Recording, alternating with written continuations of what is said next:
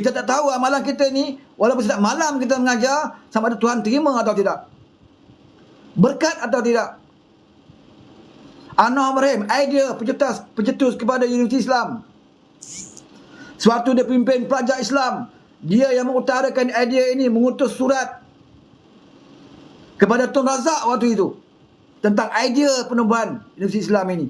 Dan akhirnya tersegam indah Universiti Islam hari ini, saudara, yang akan melahirkan dan telah pun melahirkan ramai pensyarah-pensyarah, ramai ustaz-ustaz, asatizah, ramai anak murid seluruh dunia datang mendapat ilmu di Universiti Islam. Apakah kita tak yakin bahawa segala ilmu yang tersebar seluruh dunia yang dia perolehi daripada Universiti Islam itu, satu pun pahala tak dapat ke Anwar? Idea dia sama juga dengan Bank Islam. Tertubuhnya Bank Islam boleh mengelakkan orang Islam daripada melakukan amalan riba dalam bank-bank konvensional yang lain. Mereka ada pilihan pergi ke Bank Islam. Mereka dapat selamatkan diri daripada amalan riba. Apakah itu satu pahala pun tak dapat kepada Anwar Ibrahim? Kalau orang menuntut ilmu di Islam dan mengajar ilmu itu, dan orang yang menerima ilmu itu mengamalkan ilmu itu, pahala dia sepanjang zaman beberapa keturunan yang mendapat ilmu daripada Islam itu, apakah tak dapat kepada Anwar Ibrahim? Kita yakin akan dapat, saudara. Apa saja amalan yang baik kita, bila orang lain berkongsi dengan kita apa yang kita usahakan, kita yakin Allah beri juga pahala kepada kita. Itulah amal jariah yang bermanfaat apabila kita mati. Jangan ingat agama, ilmu agama saja sebagai tok guru, para doktor, pegawai bomba yang menyelamat nyawa orang, perubatan dan sebagainya. Mereka juga ada amalan mereka. Kemungkinan amalan mereka lebih besar pahalanya daripada kita sebagai ustaz ataupun ilmuwan. Kita mana tahu. Sebab tu jangan bersangka baik orang, sebab tu bertabayun dengan orang. Apatah lagi jasa melibatkan seluruh negara. Pendidikan, Universiti Islam, Bank Islam yang diguna pakai dalam negara kita, dan juga negara-negara luar. Penuntut-penuntut yang mengaji kat Universiti Islam di negara-negara luar, dan sebarkan lagi ilmu itu. Dan bila orang beramal dengan ilmu itu, takkan tak dapat kepada orang yang mengasaskan itu. Mungkin dia lebih besar daripada apa yang ustaz-ustaz ajar di masjid, pahala dia. Kita mana tahu. Sebab itu kena hormat orang lain. Sangka baik dengan orang. Dengan arahan dia, suatu dia Menteri Pendidikan, mengarahkan pelajar-pelajar menutup aurat lelaki dan perempuan. Sebab tu dia jadi Menteri Pendidikan. Dan benda itu berterusan sampai sekarang ini, saudara. Apakah sepanjang ini, selagi yang dilaksanakan dan guna pakai sekarang ini, apakah satu pahala pun tak dapat kepada Anwar Ibrahim? Apabila dia mengharamkan buku teks berkaitan dengan mandi safa, satu kepercayaan khurafat orang Melayu satu ketika dahulu, dia haramkan supaya anak-anak muda akan datang tidak percaya kepada perkara khurafat ini. Sampai hari ini kalau kita tanya anak-anak kita, tanyalah anak kita tentang mandi safa, mereka tak boleh jawab. Mereka tak tahu apa itu mandi safa sebab mereka dah tak ada dalam buku teks. Siapa yang haramkan? Sebab tu Anwar Ibrahim di Menteri Pendidikan. Apakah tidak ada pahala kepada dia? Sebab itu hati-hati, saudara. Kita kalau kita dengan ulama pun, kita jangan hina ilmu yang dia ajar. Tapi kalau apa perkara yang dia cakap tak betul, kita kena tegur. Kita nak bagi tahu. Menegur dia dan membetulkan dia bukan bermakna kita lawan ulama. Tanda kita sayang kepada ulama. Ni lawan ulama ni lain. Ulama ni, kamu hentam peribadi dia. Apalah dia ni, janggut panjang, janggut apalah, muka huduh, nampak je pakai serban. Tapi itu tak boleh. Itu hentam peribadi dia, tak boleh. Tapi kenyataan dia, apa yang dia keluarkan itu pada kita tak betul atau bercanggah dengan apa yang dikatakan oleh orang lain, ataupun dia bersangka mengeluarkan kenyataan yang tak sama dengan seperti apa yang difahamkan. Kita kena betulkan dia. Jangan sentuh benda lain. Sama juga dengan Datuk Seri Anwar Ibrahim. Kita tak hentam orang kritik Anwar. Apa ramai orang kritik Anwar? Bahkan di kalangan ahli parlimen kita pun ada yang mengkritik dia. Seperti mana Pasir Gudang selalu mengkritik Anwar Ibrahim. Ada kita hentam dia? Tak ada. Kritiklah kalau benda betul. Betul kritik. Ini masalah pimpin kamu. Tidak boleh ditegur. Bila kita tegur, siapa kamu? Apa kamu ilmu yang kamu ada? Yang kamu nak tegur ni? Nak tegur ulama ni? Kamu baca Fatihah pun tak boleh. Ni masalah dia. Tegur sikit je suruh kita baca Fatihah. Untuk maklumat, hari ni Anwar berada di Kelantan. Dia dapat talimat daripada Jabatan Pertahanan Awam tadi, dan petang ni dia ada melawat beberapa pusat pemindahan banjir lah. Dan bagi orang di Terengganu, ada yang dalam media sosial saya baca lah, dia kata ada yang tak puas hati bantuan banjir yang lepas pun tak dapat lagi, dia kata kan. Ni banjir lagi. Jadi kita minta orang Terengganu bersabar lah.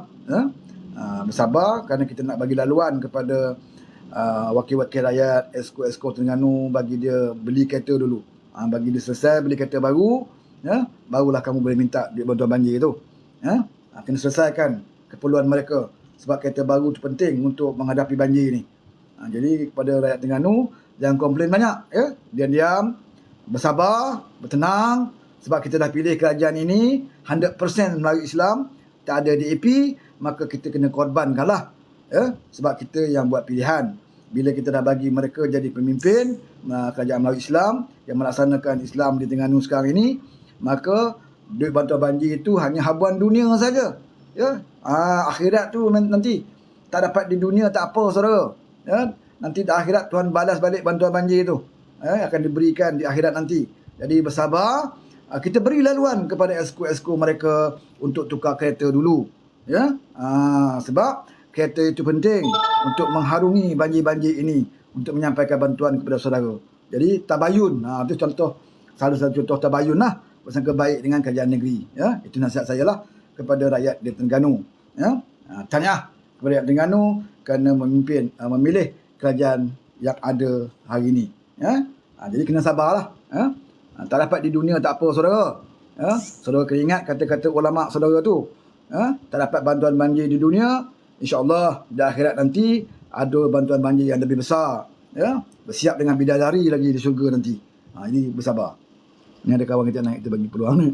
Assalamualaikum. Assalamualaikum, Abang Wan. Waalaikumsalam. Tak sihat ya? Semua. Abang Wan tak sihat ke semua? Biasalah sini Kuantan hujan. Saya kena pakai ni lah, clear sikit. Tak clear, okey. Tak, nak tanya, hari ni PMX pergi melawat kawasan banjir di Pasir Mas, kalau tak silap saya kan, Kelantan kan. Tadi saya tengok news lah, awan ni ada seorang ni, dia kata dia ketua kampung, dia kata dia minta tolong lah pada PMX untuk review lah tebatan banjir. So my question is, tebatan banjir tu yang kerajaan pusat buat ke yang kerajaan negeri buat? Macam mana dia boleh pecah? Abang Wan tahu tak? Dia soalan yang pecah tu yang lama tu, yang baru ni baru buat projek baru yang tebatan banjir lulus kan ni. So yang kerajaan pusat buat tu tak siap lagi lah kan? Tak siap lagi, yang ni baru. Yang cikgu buat tuduh ada unsur rasuah semua tu. Itu yang baru tu. So yang pecah ni yang hak lama lah. Itu yang dia sebut tentang banjir ni, kadang dia salah faham. Tentang banjir yang asal dia memang ada pun. Kan? Ni tambahan dia projek baru ni. Okay. And then another thing. Sorry. Okay, tuan. Ini tak ada kena. Ini tak ada kena-mengena dengan banjir, tapi I just had a thought lah pasal masa rombakan kabinet. I was thinking kenapa Dr. Zaliha was taken out and then Dr. Zulkifli was brought in. Because I feel that she did a good job. So I don't think it was about performance. Then it dawned on me pasal menteri yang menggantikan arwah Salahuddin is not from Amanah. Jadi to me, this is my calculation lah. I rasa Datuk Seri Anwar switch tu maknanya okay, menteri tu digantikan oleh kiranya pasal he wanted Zulkifli back, tapi probably he's not a good fit for that position. Jadi brought him back into kesihatan and then took out Dr. Zaliha and then put her I don't know how I can remember her current position yang Menteri Wilayah kan. So is my guess correct, Abang Wan? Because it has also something to do with Dia sebenarnya kedudukan kursi amanah tak berubah. Kan? Pasal Dr. Zul masuk daripada amanah juga. Cuma kementerian itu je dia berubah. Sebab mungkin dia nak selaraskan balik. Mungkin Dr. Zaliha dipikirkan sesuai untuk jaga Kuala Lumpur. Jadi pergerakan dia tu tak besar lah. Kan? Bagi dia lebih mudah kawal Kuala Lumpur termasuk Labuan kan. Itu je kawasan dia. Kalau kesihatan ni satu Malaysia sampai Sabah Sarawak. Dan mungkin dia tengok prestasi Dr. Zul sewaktu kerajaan 22 bulan dulu. Dan Anwar tengok prestasi dia baik kan, menangani COVID. Dan kebetulan COVID dah datang balik semula ni. Jadi mungkin Anwar fikir Dr. Zul elok dia letakkan di Kementerian Kesihatan. Yes, experience mungkin, lah. Mungkin atas rekod dia lah. Kan. Tentang kawata kerusi tu saya rasa tidak ada masalah. Dia tak berubah pun, tak kurang pun. Itulah pasal apa, semenjak rombakan tu I've been like questioning. Kenapa Dr. Zaliha dibawa keluar, because I feel that she did a good job kan. So to me I felt it was why tapi I trust that PMX knows what he's doing. So but I was just wondering lah, so I've been meaning to ask you, tapi itulah menunggu masuk kadang-kadang dia tengok orang tu cemerlang, dia nak tengok lagi duduk kementerian tu untuk nak gunakan kecemerlangan dia. Contoh macam Zamri Kadir kan. Bila dia tengok prestasi Zamri Kadir Menteri Luar memang cemerlang. Maknanya program Anwar ke luar negara tu memang berjalan lancar. Kan Zamri Kadir pun boleh berurusan dengan baik dengan pelabur, kemudian dengan program-program resmi dia boleh atur dan dia cemerlang. Dan Anwar nak orang menteri cemerlang ni berada di kementerian untuk cemerlangkan kementerian baru. Itu dia tak Zamri Kadir di Kementerian Pendidikan Tinggi. Supaya dia boleh cemerlangkan pula mahasiswa ni. Pusat pendidikan tinggi. Mungkin itu cara Anwar kan. Yang mana baik, dia akan cover kementerian yang kurang berkesan. Sementara dia pusat pendidikan tinggi kita nampak kurang sikit kan bawah tu. Jadi letak orang yang baik ni, yang dah prestasi tunjuk baik setahun ni, dipindahkan ke situ supaya dapat tambah kebaikan di kementerian baru. Jadi macam Zaliha mungkin dia tengok prestasi di kementerian sana okey kan. Dan nak ringankan beban dia sebagai Perdana Menteri selama ni, Perdana Menteri bawah jaga wilayah, betul tak? Wilayah bawah Anwar. Jadi dia nak kurangkan sikit beban dia, dia letak seorang yang cemerlang supaya wilayah ni tidak abai lah. Mana Zaliha boleh fokus di wilayah. Mungkin itulah perancangan dia. And then in the short while pun I'm amazed lah yang pasal apa, yang parti apa semua kan. So I feel she's on the right track.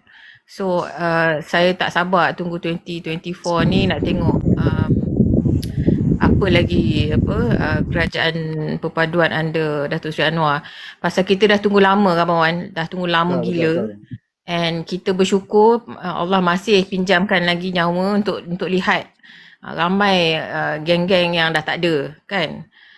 So kadang-kadang bila dengar kan masuk dalam room Yani, kadang masuk room Abang Wan, I don't understand all this walaun yang macam orang kata usul nak laser ni, they don't even know what he went through because it's not within their time.